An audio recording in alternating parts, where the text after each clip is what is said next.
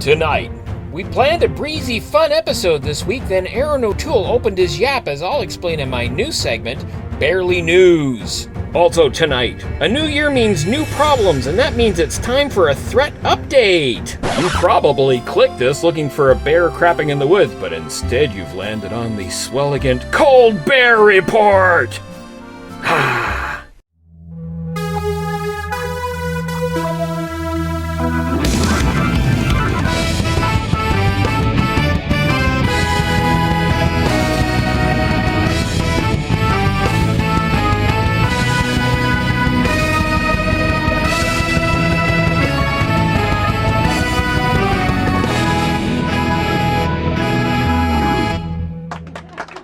Nation, well, this is the 7th episode of this season. If you count the Christmas, New Year's, and pilot episodes, this is my 10th Colbert Report. Wow! Mind you, I ran out of fingers a while back, but fortunately, Jimmy figured out how that abacus thingy we found works, and yeah, 10 episodes. Thing is, we're still figuring this whole thing out. And I've been told there's no clear direction from you, the viewers.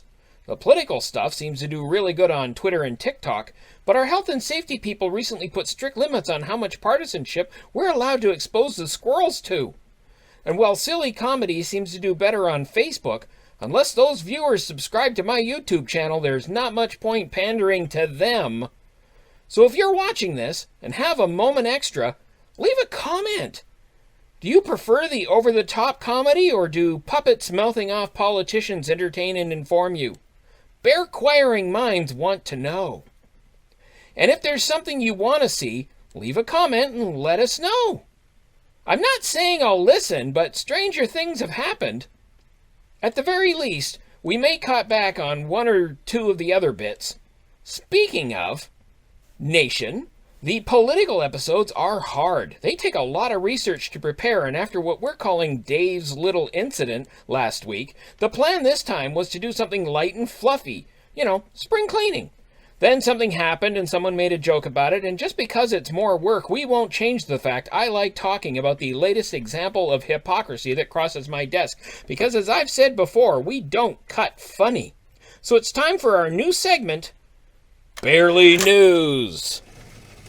Barely News. Police in Adelaide were called to a 5-car pileup caused when a koala drove a vehicle across a 6-lane freeway, stopping only after the car hit the highway divider. As a bear who drives a 5-speed manual transmission in the most congested city in Canada, all I have to say about this is, what a bloody amateur! Seriously, mate! Get back in the trees and leave the driving to bears that know what they're doing! Ugh! Barely News! Last February, Ontario Premier Doug Ford went to Texas and met with executives of 7-Eleven, and now the company has applied to the Alcohol and Gaming Commission of Ontario for restaurant-type licenses to serve beer and wine in its 61 Ontario locations. Joining me now is Appy for 7-Eleven Canada.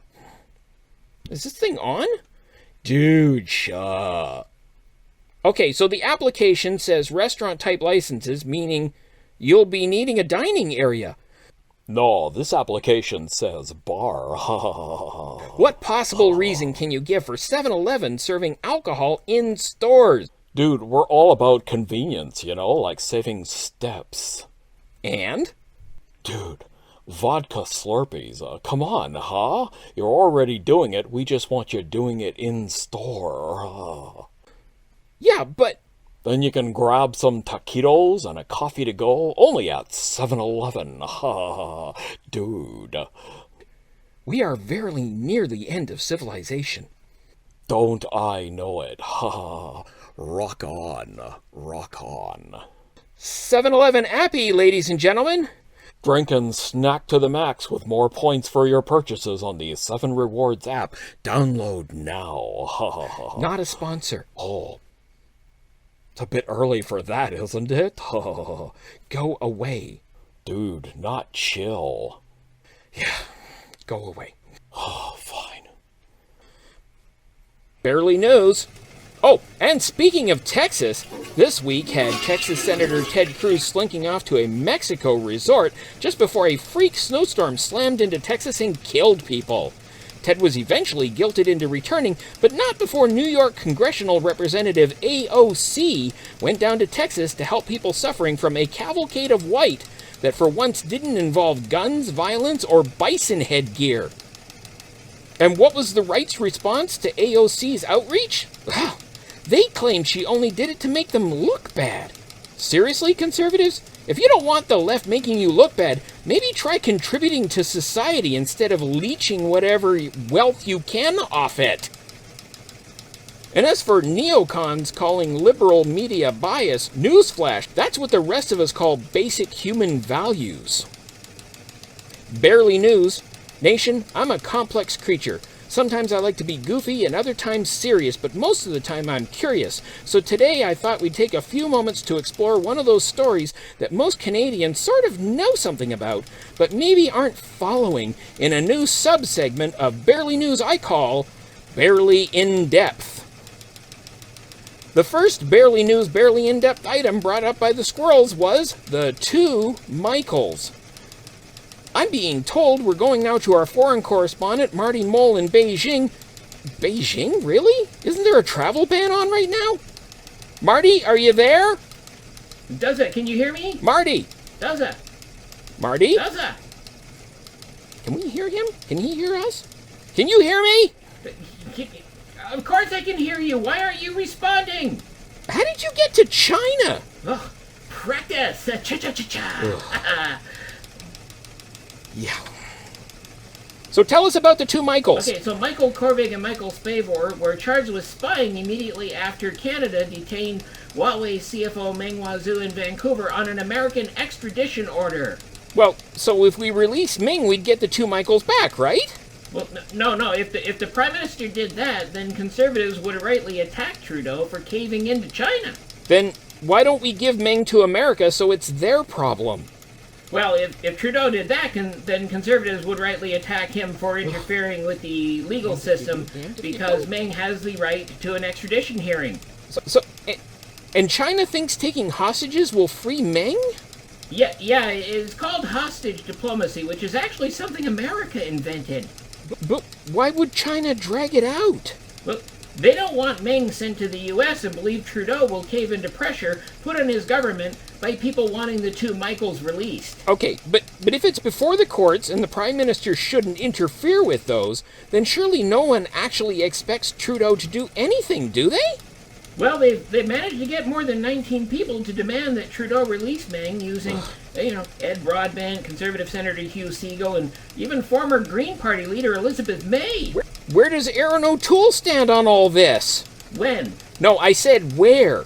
Yeah, well, where Aaron O'Toole stands on anything depends on when you're talking about. Last year he was attacking Trudeau for not standing up to China.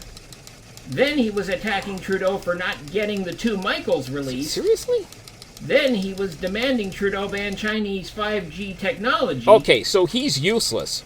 What about the Americans? We detained Meng for Trump. Didn't he help with the two Michaels? Well, okay, so Trump repeatedly promised to help Canada get the two Michaels released, but it turns out he did nothing. Big surprise.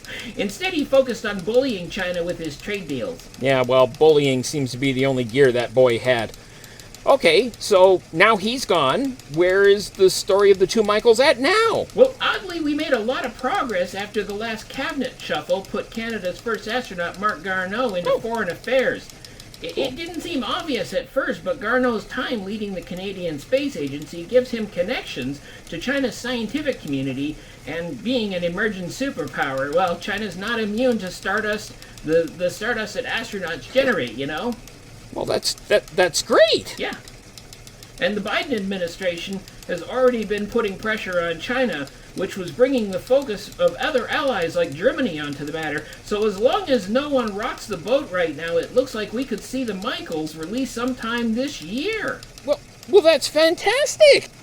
That's great news. Okay, we've got breaking news. Let's head on over to our political access channel, PC Pack. Today, Canada's Conservatives are calling on the Parliament of Canada to recognize that genocide is currently being carried out by the People's Republic of China against Uyghurs and other Turkic Muslims. Canada may be a small country in terms of our population, but we are a towering giant when it comes to our commitment to defend human rights and dignity. Canada needs to send a clear and unequivocal signal that we will stand up for human rights and the dignity of human rights, even if it means sacrificing some economic opportunity.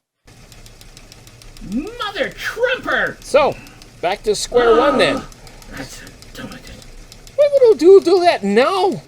Just bloody useless. Yeah. We'll be right back.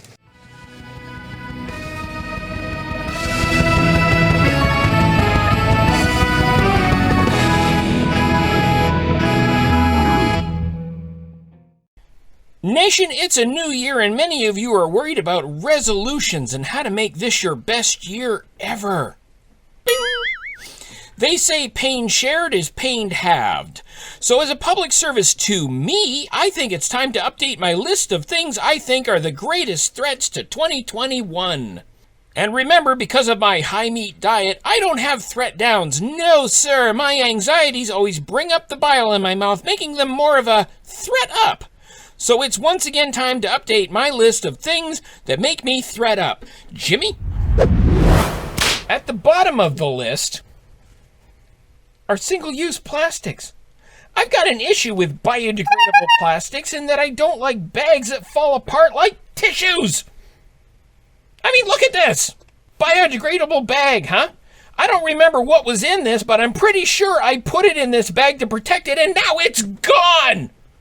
Next, we have global warming. Let me be clear. It's the middle of winter and I live in the woods. I'm not complaining about global warming. I'm asking why it's taking so damn long. Last night was minus 23. I nearly froze my giblets off. Come on, humanity. Bring back CFCs and let's get spraying Duza wants to feel the tropics. Holding at number 3 on the list is COVID-19. Some mutations are cool. Teenaged ninja reptiles are one, X-Men are another. What I don't get is why it's okay to label the variants with the places they came from, but not the virus itself. Unless, like the 1918 Spanish flu, we think it actually came out of Kansas. But mind you, Kansas flu just sounds like really bad barbecue. And dropping down a spot on the list is TV personality and man who can't seem to decide which side of the divide he's on, Stephen Colbert. Colbert celebrates the 10th year on my list, but earns a revisit mostly because of this. This would be like Stephen Colbert refrigerating grizzlies. And this. It's like Canada declaring baseball its national pastime because they have one baseball team. Stick to hockey, you moose-fondling poutine junkies. Seriously? Moose-fondling poutine junkies? Let me make this easy for you, Steve-O. Stay out of my home, and I'll stay out of yours, okay? And that takes us to my number 1 threat up, wildlife. If you people are going to start walking around with antlers and fur, then we animals are going to start hunting you. Check it out. I got my gun permit right here. How do you like them apples? And that was going to be it for the threat update until I read Harvard University physicist Alex Weisner-Gross's study on the carbon footprint of the internet. I know this seems contradictory to my 4th item, particularly considering that without the internet, I'd be stuck out here licking my berries. But a recent study pointed out that because of servers, switchers, service providers, and everything else that's part of the internet, every single email adds at least 4 grams of carbon to the atmosphere. And with some 14.5 billion spam emails sent every day, spam alone causes a whopping 78 metric tons of greenhouse gas each day. And something like 20 grams is added for every web page visit. Ooh. Imagine how much carbon is being emitted every second you watch this or any other video. Who knew that paperback books might actually be better for the environment than ebooks? Who knew? I didn't. Oh well. Sleep tight. We'll be right back.